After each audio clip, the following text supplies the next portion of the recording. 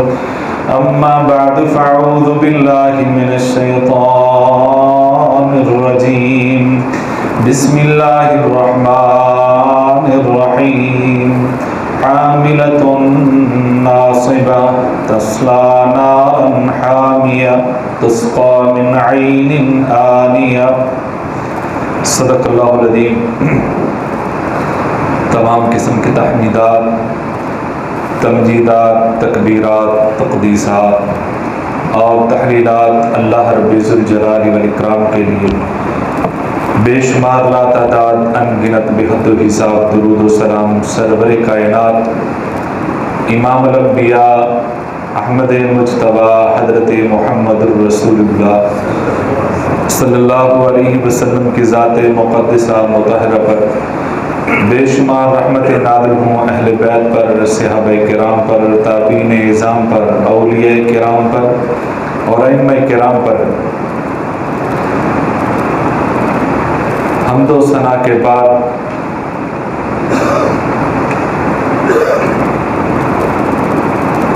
میرا آج کا موضوع 15 شعبان المعظم کے متعلق ہے۔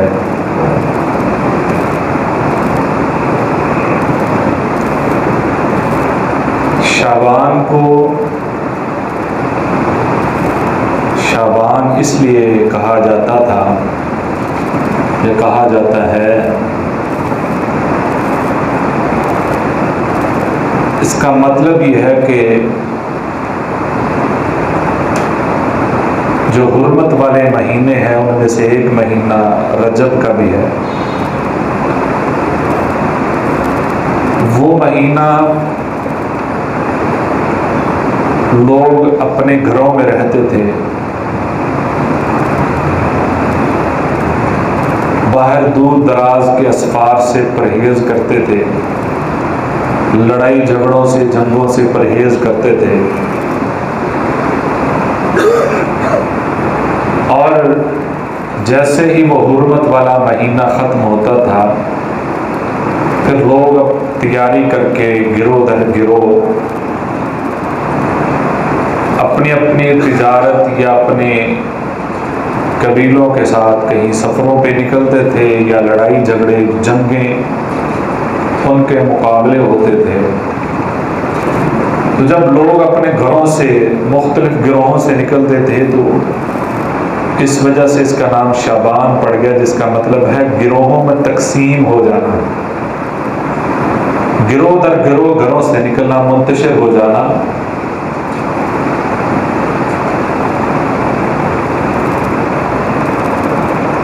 ہمارے بر صغیر کے اندر خاص طور پر 15 شعبان کو بہت سارے اہتمام ہوتے ہیں،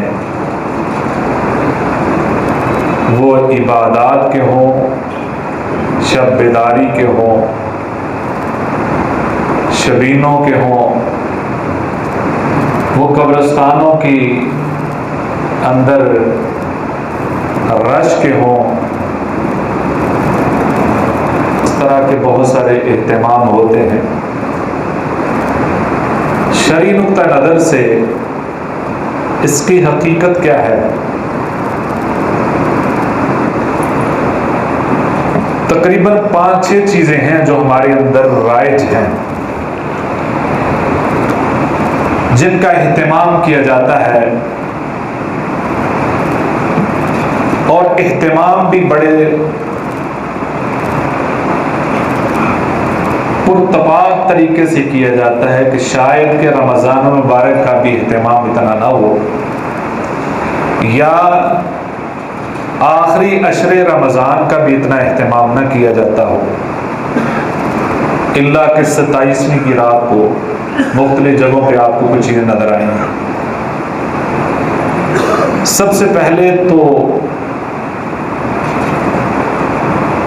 جو چیزیں میں بتانے لگا ہوں ان سے اندازہ ہوتا ہے کہ 15 شعبان کوئی تہوار ہے۔ جس طرح عید الفطر ہے عید الاضحیٰ ہے،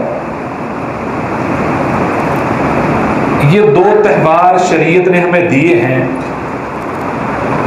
لیکن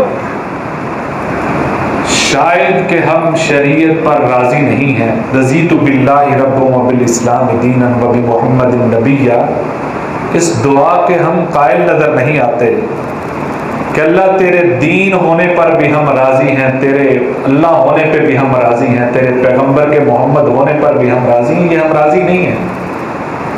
ہم نے بہت سارے تہوار نکالے ہیں، کوئی محرم میں نکال لیے ہیں، کوئی ربیع الاول میں نکال لیے ہیں، کوئی شعبان میں نکال لیے ہیں، اور یہ سارے دین کے نام پر ہیں، جبکہ دو تہوار واضح طور پر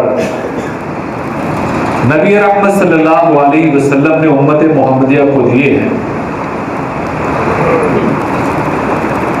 اور ہم ان دو پر راضی نہیں ہوئے، ان سے آگے نکل گئے ہیں۔ مثلا 15 شعبان کی جو رات ہے، اس میں مختلف قسم کے کھانوں کا بندوبست کیا جاتا ہے، اہتمام کیا جاتا ہے۔ اس میں اعتراض ہو سکتا ہے، کھانا تو جب مرضی آپ کر لیں، اس میں کون سی بات ہے، لیکن خاص دن مقرر کر کے اسی دن خاص اہتمام کرنا، یہ روٹین سے ہٹ کر ہے۔ حضرت ابراہیم علیہ السلام کی قوم نے جو بتوں کے سامنے کھانے رکھے تھے، وہ بھی تہوار منانے کے لیے نکلے تھے، یعنی یہ شروع سے ایک ریت چلتی آئی ہے کہ کھانے تہوار کے دن بنتے ہیں۔ عید الاضحیٰ دیکھ لیں، عید الفطر دیکھ لیں، اور عید الفطر پہ کھانے کا اہتمام شریعت میں بھی موجود ہے، اور عید الاضحیٰ پہ تو اللہ رب العزت نے باقاعدہ ایک سسٹم دے دیا ہے قربانی کا، جس کا مقصد ہی کھانا پینا ہے۔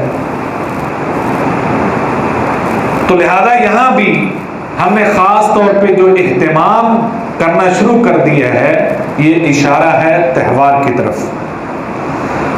اور دوسرا، آتش بازی کی جاتی ہے، وہ اشارہ کس کی طرف ہے؟ وہ بھی تہواروں، ہندوؤں کے تہوار، ان کی مختلف ان کے تہوار ہیں، اس طرح کے دوسرے مذاہب کے کتنے لوگ ہیں، ان کے تہوار ان طریقوں سے منائے جاتے ہیں۔ اور پھر اسی شام گھروں کی صفائی کا بہت، اور بازاروں کی صفائی کا بہت اہتمام کیا جاتا ہے۔ مقصد یہ ہے کہ آج روحیں پلٹ کے آئیں گی، اور خاص طور پہ اہتمام صرف اسی رات کو، حالانکہ اسلام نے تو الطہور شطر الایمان کہا ہے، ہمہ وقت صفائی کا کہا ہے۔ 5 وقت تو بندے کی صفائی روزانہ اللہ نے کروا دی ہے کہ نماز پڑھنی ہے تو وضو کر کے پڑھو۔ اسی طرح اجتماعی شکل میں قبرستانوں میں جانا، ان کی زیارت کرنا، اور وہاں پہ پھول پتیاں اور پتہ نہیں کیا کچھ ہوتا ہے، میلے ہوتے ہیں، وہاں سپیکر لگائے جاتے ہیں، وہاں پہ پورا ایک اہتمام ہوتا ہے۔ اور اسی طرح پھر 15 کو روزہ بھی رکھنا، رات کو جاگنا، رات کا قیام تو اب شاید ختم ہو چکا ہے، لیکن رات کا اہتمام بہت ہے، اس رات کا اہتمام بہت ہے، ہر طرح کا آپ کو کھانے کا بھی ملے گا، رش کا بھی ملے گا، مساجد بھی پڑی ہیں، وہاں پہ عجیب و غریب قسم کی، یعنی ہر وہ بات ہو رہی جو صحیح دین کے متعلق وہ بات نہیں ہو رہی، اس کے علاوہ ہر وہ بات ہو رہی۔ لہذا یہ ساری چیزیں جس کا اہتمام کیا جاتا ہے، یہ بتاتی ہے کہ ہم نے اس کو تہوار بنا لیا ہے، جبکہ شریعت نے ہمیں صرف 2 تہوار دیے ہیں۔ اس کا اسلام سے کیا تعلق ہے؟ سب سے پہلی بات یہ ہے کہ کھانے کا بندوبست کرنا، خاص طور پہ اس رات کو اہتمام سے، اور بلکہ میں نے تو پڑھا یہ جو مولویوں کے ساتھ حلوے کا سسٹم لگا ہے نا، اس کا تعلق اسی سے نکلا ہے، آغاز اسی سے ہوا ہے اس کا بھی۔ تو یہ اہتمام جو ہے یہ کہاں سے آیا ہے؟ اور دوسری بات آتش بازی ہے، یہ اہتمام آتش بازی کا، یہ ایک عبادت کی رات ہے۔ آپ مان لیں اس کو کہ ہم نے عبادت کے طور پہ، وقتی طور پہ ہم نے اس کو مختص کر لیا عبادت کے لیے، تو آتش بازی اس عبادت والے دن کے علاوہ جائز ہے؟ آتش بازی یعنی یہ جو پٹاخے جلائے جاتے ہیں، شرلیاں چلائی جاتی ہیں اور لوگوں کی نیندیں حرام کر دی جاتی ہیں، یہ عبادت کے علاوہ کسی بھی موقع پر جائز ہے؟ یہ تو آتش جلانا، آگ جلانا مجوسیوں کا کام ہے، یہ تو مجوسی کرتے تھے، یہ تو کسی بھی صورت میں کسی بھی دن اس کے علاوہ کہیں جائز نہیں، تو خاص طور پہ جس کو آپ لوگوں نے خود ہی بنا لیا ہے عبادت کے لیے، اس میں کیسے جائز ہو گیا؟ اور دوسرا اسراف بیجا، یعنی دور دور تک اسلام کے کانسیپٹ کے بالکل خلاف ہے، اسلام کے مزاج کے بالکل خلاف ہے۔ اسلام اس کی اجازت کسی صورت نہیں دیتا، اور خاص طور پہ ہم نے اس دن میں اور اس رات میں اہتمام شروع کر دیا ہے۔ اور اس طریقے سے جو گھروں کی صفائی ہے اس کا اہتمام اس نیت سے کرتے ہیں کہ روحیں پلٹ کے آتی ہیں۔ یہ بات نہیں سمجھ آتی کہ اسی رات کو یا اسی دن کو اہتمام ہے قبرستان میں جانا ہے سب نے، یعنی سب زندوں نے قبرستانوں میں جانا ہے اور مردوں نے قبرستانوں سے گھر آ جانا ہے، کسی ایک جگہ پر رک جائے، کو بات عقل میں آتی نہیں ہے، یعنی زندہ قبرستانوں میں جا رہے ہیں اور مردہ گھر آ رہے ہیں، جبکہ کلا انہا کلمۃ ہوا قائلھا ومن ورائہم برزخ الی یوم یبعثون۔ اللہ کا یہ فیصلہ ہے کہ جو دنیا سے رخصت ہو جاتا ہے، اللہ نے ان کے درمیان ایک دیوار حائل کر دی ہے، قیامت تک وہ پلٹ کے نہیں آئیں گے۔ اس کا مطلب ہے ہم اللہ کے قرآن کے بالکل الٹ چل رہے ہیں، اللہ کا دو ٹوک فیصلہ ہے، انہا کلمۃ ہوا قائل ومن ورائہم برزخ الی یوم یبعثون۔ ایک پردہ حائل ہے اس کے درمیان، واپس کیسے آ سکتے ہیں؟ اور وہاں جا کے تو ان کی خواہش ہوگی اللہ ہمیں واپس بھیج، اللہ کہے گا اب واپس میں بھیج سکتا، اب نہیں میں واپس بھیجنا، وہ تمہیں جو بھیجا تھا بھیج دیا تھا، اب تو قیامت کے دن بھی کہیں گے، وہاں خواہش کریں گے، اللہ کہے گا اب یہ خواہش پوری نہیں ہونے والی۔ تو یہاں گھروں کو واپس پلٹ آتی ہیں، یہ کنسپٹ کہاں سے آیا ہے، یہ تصور کہاں سے آیا ہے؟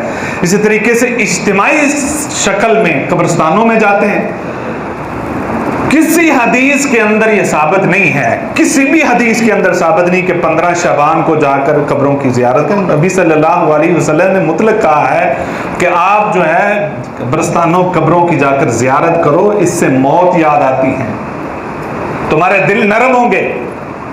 پہلے منع کیا تھا، پھر کہا کہ آپ قبرستان کی زیارت کرو، لیکن اس کے لیے کوئی چیز مختص نہیں کی ہے۔ اب جو حدیث بیان کی جاتی ہے اس کا میں بعد میں ذکر کرتا ہوں، جس سے استدلال یہ لیا جاتا ہے۔ کسی حدیث میں یہ ثابت نہیں، کسی صحابی سے یہ ثابت نہیں، کسی امام سے یہ ثابت نہیں کہ اس دن کو خاص طور پہ، اور آپ جا کر دیکھیے گا کہ کیا کچھ ہوگا، کتنا کچھ ہوگا۔ قبرستان میں ویسے ہی اکیلے جو ہوتا ہے نا ایک کام، قبرستان میں گئے آپ نے دعا کی ہے مغفرت کی، واپس آتے ہیں، اتنا ہی کام تھا قبرستان، لیکن اس سے آگے بہت کچھ ہوتا ہے، آپ وہاں پہ جا کر دیکھیں، کوئی بھی چیز کا تعلق نہیں اس سے۔ اور اسی طرح 15 شعبان کو روزہ رکھنا، یہ بھی کسی حدیث سے ثابت نہیں ہے۔ رات کو جاگنا، رات کو عبادت کرنا، خاص طور پہ نوافل کا اہتمام کرنا، طرح طرح کی نمازیں نکالیں، پیکج نکالے ہیں کہ اتنی نماز پڑھ لیں گے تو آپ کے اتنے سالوں کے گناہ معاف ہو جائیں گے، اس رات کا آپ قیام کریں گے، عبادت کریں گے، اتنے 1000 سالوں کی جو ہے وہ آپ کو اجر ملے گا۔ یہ ساری باتیں ہوتی ہیں۔ اب اس کے بارے میں جو ایک حدیث بیان کی جاتی ہے وہ بالکل کسی بھی طرح، یعنی کہ محدثین کرام کے نزدیک کوئی حدیث صحیح سند تک نہیں پہنچتی۔ اگر کچھ موجود ہے، بہت ساری جو باتیں بیان کی جاتی ہیں وہ من گھڑت ہیں، اور اگر کوئی موجود بھی ہے تو وہ حسن درجے تک بھی نہیں پہنچتی۔ اور اس میں جو ایک بات بیان کی جاتی ہے وہ حضرت عائشہ رضی اللہ تعالی عنہا والی حدیث ہے کہ نبی صلی اللہ علیہ وسلم رات کو چپکے سے اٹھ کر جو ہے وہ بقیع میں چلے جاتے ہیں، اور حضرت عائشہ رضی اللہ تعالی عنہا پیچھے جاتی ہیں، اور کہ کہیں کسی دوسرے گھر میں کسی دوسری زوجہ کے گھر تو نہیں چلے گئے، اور جب دیکھا نبی صلی اللہ علیہ وسلم واپس پلٹ رہے ہیں تو بھاگ کر آ کر لیٹ جاتی ہیں۔ یعنی اس مفہوم کی بہت ساری روایات بیان کی جاتی ہیں۔ اگر اس حدیث کو 100% صحیح بھی مان لیا جائے تو تو اس میں یہ جتنا کچھ میں نے بیان کیا یہ کہاں سے ثابت ہوتا ہے؟ یہ 15 شعبان کو یہ حدیث ہے، یہ واقعہ رونما ہوا، یہ کہاں سے ثابت ہوتا ہے کہ 15 ہی شعبان کو ہے؟ دوسرا کہ رات کی عبادت اس حدیث سے کیسے ثابت ہوئی؟ اگر رات کی عبادت کا اہتمام تھا، نبی صلی اللہ علیہ وسلم چپکے سے کیوں اٹھے ہیں؟ لیلۃ القدر کو تو یعنی کہ جب آخری عشرہ ہوتا تھا گھر والوں کو جگاتے تھے، اہتمام کرتے تھے، صحابہ کو بتاتے تھے کہ بھائی یہ راتیں جاگنے والی ہیں، کمر کس لو، اہتمام کرو۔ وہاں تو اعلان کیا ہے، یہاں گھر میں جو موجود فرد ہیں سیدہ عائشہ رضی اللہ تعالیٰ عنہ، ان کو بھی نہیں اطلاع کی کہ میں قبرستان جا رہا ہوں۔ اگر کوئی خاص مقصد ہوتا تو ان کو اطلاع دینا بنتی کہ نہیں تھی؟ اور ساتھ مسجد نبوی ہے، چاہیے یہ تھا کہ مسجد نبوی بھری پڑی ہوتی صحابہ سے کہ اس رات کا خاص مقصد ہے۔ اگر پہلی بات تو اس میں 15 شعبان کا ذکر نہیں ہے، اگر آپ مان لیتے ہیں کہ اس کو یعنی کہ یہ میں نے فرضی طور پہ کہا ہے تو یہ بات عقل میں نہیں آتی کسی بھی طرح سے کہ صحابہ نے کسی حضرت ابو بکر صدیق رضی اللہ تعالیٰ عنہ جو اشارہ ابرو پر اپنی تمام متاع زیست نبی صلی اللہ علیہ وسلم کے قدموں پہ نچھاور کر دیتے ہیں، کیا وہ ایک رات جاگ نہیں سکتے تھے؟ کیا وہ حضرت عمر فاروق رضی اللہ تعالیٰ عنہ کیا وہ ایک رات جاگ نہیں سکتے تھے؟ حضرت عثمان غنی، سیدنا علی رضی اللہ تعالیٰ عنہ، یہ سارے صحابہ کیا ایک رات نہیں جاگ سکتے تھے؟ یعنی کسی صحابی سے ثابت ہو کہ 15 شعبان کو وہ جاگے ہوں، خاص طور پہ اہتمام، حالانکہ وہ جو نبی صلی اللہ علیہ وسلم کی روٹین تھی وہ تو ہر رات ہی جاگتے تھے، 2 نفل پڑھتے تھے، سو جاتے تھے، پھر اٹھ جاتے تھے، پھر سو جاتے تھے، پھر اٹھ جاتے تھے، نماز ہی پڑھتے رہتے تھے، وہ الگ ایک روٹین ہے۔ لیکن میرا بیان کرنے کا مقصد ہے خاص طور پہ جو ہے جاگنا ہے، اس رات کے لیے کچھ خاص کرنا، یہ کسی حدیث سے ثابت نہیں۔ نبی صلی اللہ علیہ وسلم نے کسی صحابی سے کہا ہو بھائی اٹھو قبرستان جاؤ اس دن کو، کسی صحابی سے ثابت ہو؟ اس کا مطلب یہ ہے کہ ہم شریعت الیوم اکملت لکم دینکم واتممت علیکم نعمتی ورضیت لکم الاسلام دینا، اللہ رب العزت نے یہ فیصلہ کر دیا کہ دین آج مکمل ہو چکا ہے، اب اس کے اندر نہ اضافہ ہو سکتا ہے نہ اس میں کمی ہو سکتی ہے، مکمل ہے۔ تو ہم یہ ساری چیزیں کہاں سے لے ہیں؟ یعنی سب سے زیادہ جو قریبی ہیں وہ صحابہ کرام رضوان اللہ علیہم اجمعین، نبی صلی اللہ علیہ وسلم سے ثابت نہیں، ازواج مطہرات سے ثابت نہیں، نہ نبی صلی اللہ علیہ وسلم نے ان کو کہا ہے۔ اگر کوئی اضافہ ممکن ہوتا، آپ ایک مثال کے طور پہ ہم اذان کہتے ہیں، آج عصر کی اذان ہوگی، عصر کی اذان میں اگر مؤذن یہ کہہ دے، یعنی ساری اذان کہنے کے آپ کو پتہ ہے کہ لا الہ الا اللہ، مسلمان ہونے کے لیے کیا چیز ضروری ہے؟ لا الہ الا اللہ محمد الرسول اللہ، یہ کلمہ ضروری ہے نا۔ اکیلا جو لا الہ پڑھے گا اس کا اسلام مکمل نہیں ہوا، یہ سب کا اتفاق ہے۔ اکیلا لا الہ پڑھنے سے اسلام مکمل نہیں ہوتا، کیونکہ لا الہ الا اللہ بھی کس نے بتایا ہے؟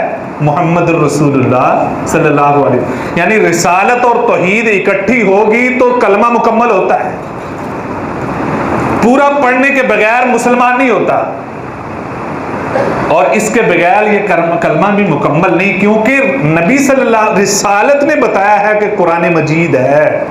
قرآن مجید کی حقیقت کس نے بتائی ہے؟ نبی صلی اللہ علیہ وسلم کی زبان مبارک سے ہمیں پتہ چلا ہے، اگر نہ بتاتے تو ہمیں کیا پتہ تھا کہ یہ قرآن مجید ہے؟ اور نبی صلی اللہ علیہ وسلم نے بتایا ہے کہ اللہ کے علاوہ کوئی معبود نہیں ہے، اللہ ہی معبود برحق ہے۔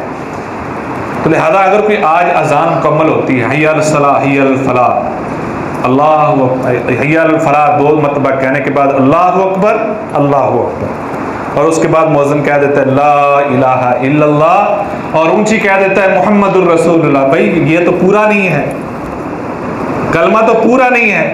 اذان مکمل کرنے کے لیے وہ لا الہ الا اللہ محمد الرسول اللہ مکمل کہہ دیتا ہے کہ یہ اذان کا حصہ ہے، کوئی چھوڑے گا اس کو؟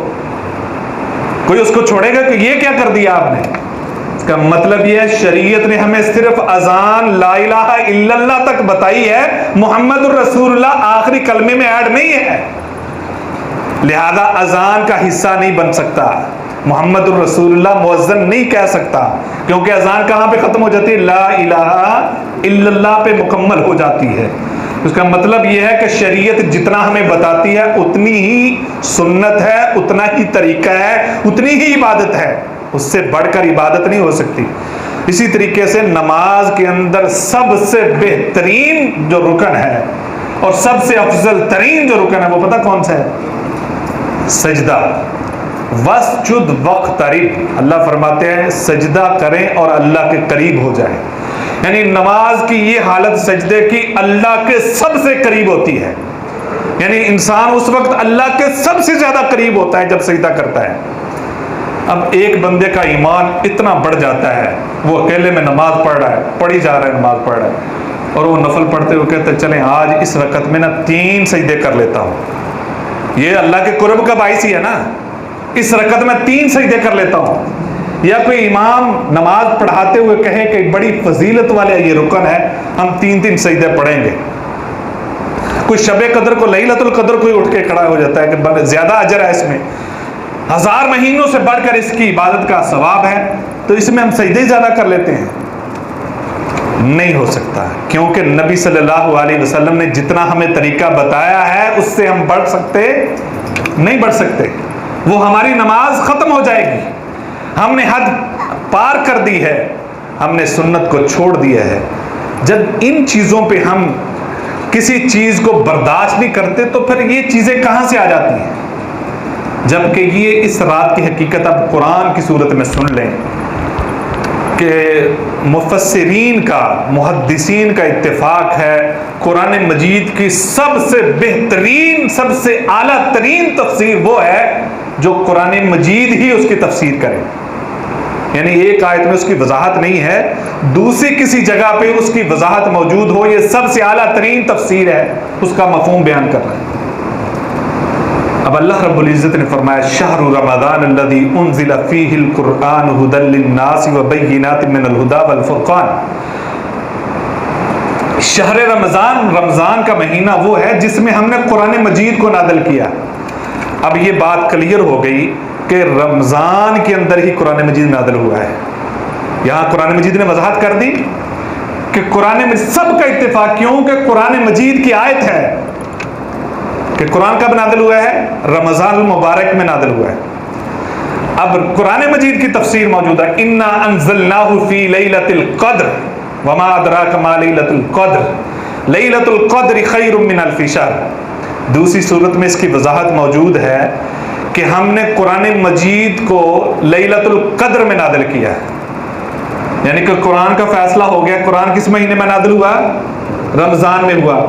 اب اللہ نے اگلی بات کہی ہے کہ لیلۃ القدر میں نازل کیا ہے۔ معلوم یہ ہوا کہ لیلۃ القدر رمضان میں آ سکتی، اس کے علاوہ نہیں آ سکتی، کیونکہ قرآن اس میں نازل ہوا ہے، تو مہینہ وہ رمضان کا ہی ہے۔ حدیث میں موجود ہے اور قرآن میں بھی موجود ہے کہ لیلۃ القدر وما ادراک ما لیلۃ القدر۔ آپ کو کیا پتہ لیلۃ القدر کیا ہے؟ لیلۃ القدر خیر من الف شہر۔ آپ کو اس کا ترجمہ آتا ہے کہ یہ 1000 مہینے سے افضل ہے، اور اس کا کیا ہے کہ اس میں آسمان کے سارے فرشتے نازل ہوتے ہیں اور قیامت تک اسی طرح اس رات میں نازل ہوتے رہیں گے، اور حضرت جبریل علیہ السلام کی قیادت میں نازل ہوتے ہیں۔ یہ شب قدر ہے جس میں قرآن مجید نازل ہوا ہے۔ اب سورۃ دخان کی آیت پڑھیں، انا انزلناہ فی لیلۃ مبارکہ انا کنا منذرین۔ اللہ فرماتے سورۃ دخان میں ہم نے اس کو لیلہ مبارکہ میں بابرکت جو رات ہے اس میں اس کو نازل کیا ہے، ہم ڈرانے والے ہیں۔ فیہا یفرق کل امر حکیم۔ اب یہ بات کلیئر ہے نا کہ لیلۃ القدر میں یہ نازل کیا ہے۔ لیلۃ القدر کس میں ہے؟ حدیث میں موجود آخری عشرے میں موجود ہے، اور وہ بھی طاق راتوں میں موجود ہے۔ اب طاق راتوں میں لیلۃ القدر ایک ہی رات میں ہے، وہ بھی بتا دیا گیا تھا، لیکن امت کی لڑائی نے وہ رات بھی بلا دی۔ وہ حدیث آپ کو پتا ہے نا، نبی صلی اللہ علیہ وسلم کو بتا دیا گیا تھا کہ شب قدر یہ ہے، باہر بتانے کے لیے نکلے، 2 آدمی لڑ رہے تھے، ان کی لڑائی ختم کرواتے کرواتے بعد میں نبی صلی اللہ علیہ وسلم نے کہا میں تو بتانے آیا تھا، شب قدر مجھے بلا دی گئی۔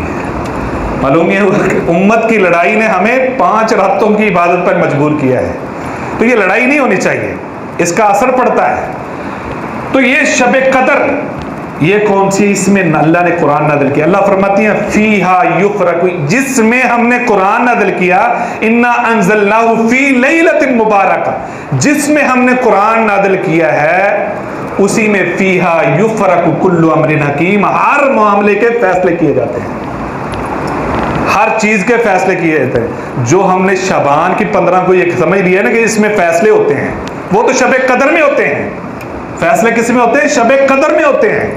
وہ ایک سال کے سارا جو ہے نا ریکارڈ فرشتوں کے حوالے کر دیا جاتا ہے. اس نے اتنا کھانا ہے، اتنا اس نے سفر کرنا ہے، اتنا یہ کچھ اس نے پہننا ہے، یہ کچھ اس نے بولنا ہے، اتنی اس کی زندگی ہے، اور یہ اس کے معاملات ہیں، وہ سارا کچھ اس کے حوالے کر دیا جاتا ہے. فیہا یفرق کل امر حکیم، یہ قرآن نے تفسیر کی ہے کہ اسی رات کے اندر فیصلے کیے جاتے ہیں. 15 شعبان کا کہیں ذکر نہیں ہے، 15 شعبان کا کوئی کہیں ذکر نہیں ہے. لہذا قرآن کا یہ فیصلہ ہے، اور جمہور جو مفسرین ہیں، محدثین ہیں، وہ یہی اس کا ترجمہ کرتے ہیں. کسی محقق محدثین اور مفسرین نے اس کا ترجمہ 15 شعبان کا نہیں کیا ہے. لہذا ہمیں یہ کن چیزوں میں ہم پڑ گئے ہیں جس کا تعلق نہیں.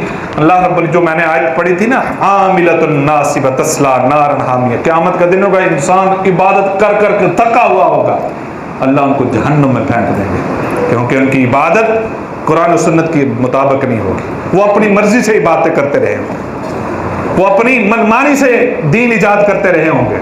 ہاں اس رات کے بارے میں تو اللہ رب العزت، اس حدیث میں آتا ہے، ہر رات اللہ رب العزت آسمان دنیا پہ آ جاتے ہیں اور کہتے ہیں ہے کوئی مجھ سے مانگنے والا، آؤ مانگ لو میں دینے والا ہوں. اللہ خود آفر دیتے ہیں، اللہ خود آفر. ہم یہ دیکھیں نا کتنی آفر لیتے ہیں، یہ فلاں کا آفر ہے، یہ فلاں کی آفر ہے، فوراً قبول کرنے کے لیے بےتاب ہوتے ہیں. اللہ کی طرف سے یہ آفر ہر رات آتی ہے کوئی مانگنے والا، کوئی بخشش مانگنے والا مجھ سے بخشش مانگے، کوئی اپنا مال مانگنے والا ہے، کوئی اولاد مانگنے والا ہے، کوئی اپنا ضرورت مند ہے، کوئی حاجت مند ہے، وہ آئے میرے پاس، میں اس کو ہر چیز عطا کروں گا. یہ تو ہر رات ہوتا ہے. ہم نے اس کے ساتھ خاص کیوں کیا ہے؟ ہاں اگر روٹین میں کوئی جاگتا ہے، ہر رات عبادت کرتا ہے، وہ اٹھے اس رات بھی. کوئی ہر 15 کو اگر اس کی روٹین میں روزہ کوئی آ گیا ہے، جمعرات آ گئی ہے، سوموار آ گیا ہے، وہ روزے رکھتا ہے، روٹین میں رکھے. لیکن خاص طور پہ اس کا اہتمام کسی حدیث سے ثابت نہیں ہے، اور ہمیں ان چیزوں میں نہیں پڑھنا چاہیے. اپنے بچوں کو بھی ان آتش بازی فضولیات سے بچانا چاہیے. وآخر دعوانا الحمدللہ.